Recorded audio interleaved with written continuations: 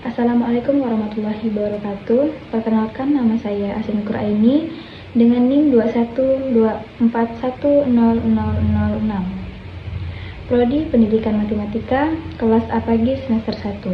Di sini saya akan membuat video mata kuliah Bahasa Indonesia untuk karya ilmiah yang diampu oleh dosen Akis Yuliansyah, Sarjana Pendidikan, Magister Pendidikan. Di sini saya akan menjelaskan makalah kami tentang Pedoman Umum Ejaan Bahasa Indonesia. Latar belakang. Bahasa Indonesia memiliki fungsi dan kedudukan sebagai bahasa nasional dan bahasa resmi negara Indonesia. Dalam berbahasa Indonesia, tentu tidak lepas dari kaidah dan aturan penggunaan bahasa yang baik dan benar. Kriteria yang diperlukan dalam kaidah kebahasaan tersebut antara lain tata bunyi, tata bahasa, kosakata, ejaan, makna, dan kelogisan. Bahasa Indonesia yang baik dan benar mengacu pada ragam bahasa yang memenuhi persyaratan kebaikan dan kebenaran. Dan bahasa yang baik dan benar adalah bahasa yang sesuai kaidah baku, baik tertulis maupun lisan. Baik, di sini saya akan menjelaskan yang pertama, apakah pengertian dari Pedoman Umum Ejaan Bahasa Indonesia. Yang kedua, apa saja ruang lingkup dari PUEBI. Yang ketiga, bagaimanakah aturan penulisan huruf berdasarkan PUEBI. Yang keempat, bagaimanakah aturan penulisan kata berdasarkan PUEBI. Pengertian PUEBI. Ejaan Bahasa Indonesia adalah tata bahasa dalam bahasa Indonesia yang mengatur penggunaan bahasa Indonesia dalam tulisan, mulai dari pemakaian huruf, penulisan kata, penulisan unsur serapan, serta penggunaan tanda baca. Dalam menulis berbagai karya ilmiah, diperlukan aturan tata bahasa yang menyempurnakannya, sebab karya tersebut memerlukan tingkat kesempurnaan yang mendetail. Karya ilmiah tersebut dapat berupa artikel, resensi, profil, karya sastra, jurnal skripsi, tesis, disertasi, dan sebagainya. Sehingga PUEBI dapat diartikan sebagai suatu ketentuan dasar secara menyeluruh, yang berisi acuan penggunaan bahasa Indonesia secara baik dan benar. Ruang lingkup. Salah satu letakan perbedaan antara PUEBI dan PUEYD adalah adanya penambahan ruang lingkup. Pada PUEYD hanya terdapat 3 ruang lingkup, yaitu pemakaian huruf, penulisan kata, dan pemakaian tanda baca. Sementara pada PUEBI ditambahkan 1 bagian ruang lingkup, yaitu penulisan unsur serapan. Pada makalah ini, penulisan hanya membahas 2 bagian ruang lingkup, yaitu pemakaian huruf dan penulisan kata. Pemakaian huruf. Huruf abjad. Huruf adalah tanda aksara dalam tata tulis yang melambangkan bunyi bahasa. Sementara abjad merupakan kumpulan atau sistem aksara itu sendiri berdasarkan urutan yang umum dan baku dalam bahasa tertentu. Ejaan bahasa Indonesia terdiri dari 26 huruf abjad, yaitu sebagai berikut. Pemakaian huruf vokal. Huruf vokal merupakan huruf yang pelafan bunyinya dihasilkan oleh arus udara yang tidak mengalami rintangan, dan kualitasnya ditentukan oleh 3 faktor: tinggi rendahnya posisi lidah, bagian lidah yang dinaikkan, dan bentuk bibir pada pembentukan vokal itu. Huruf-huruf vokal pada bahasa Indonesia terdiri dari 5 huruf, yaitu A, E, I, O, dan U. Pemakaian huruf konsonan. Huruf konsonan adalah huruf yang pelafan bunyinya dihasilkan dengan menghambat aliran udara pada salah satu tempat di saluran suara, di atas glotis. Pada pelafan konsonan, ada 3 faktor yang terlibat.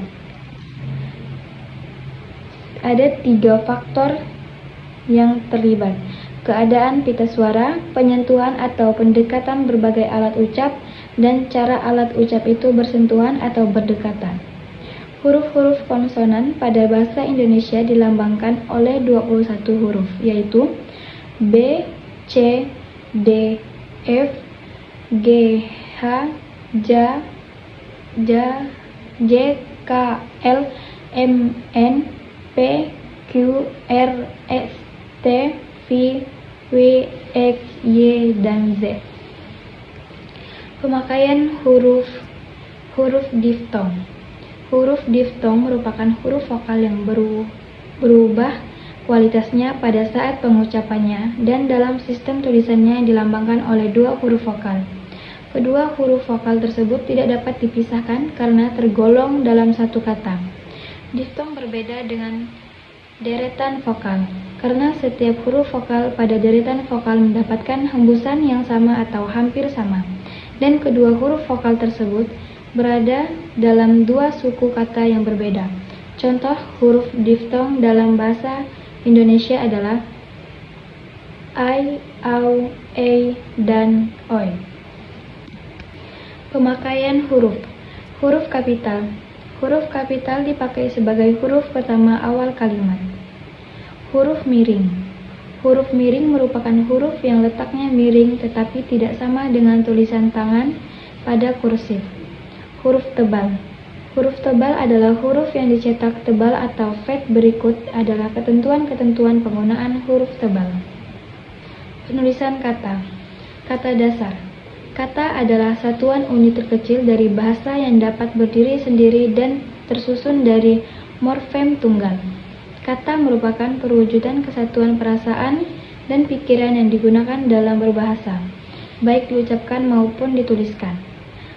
Kata dasar dapat diartikan sebagai suatu kata yang menjadi dasar bentuk kata yang lebih besar dan bahkan menjadi kata tersebut memiliki makna yang berbeda. Kata berimbun. Kata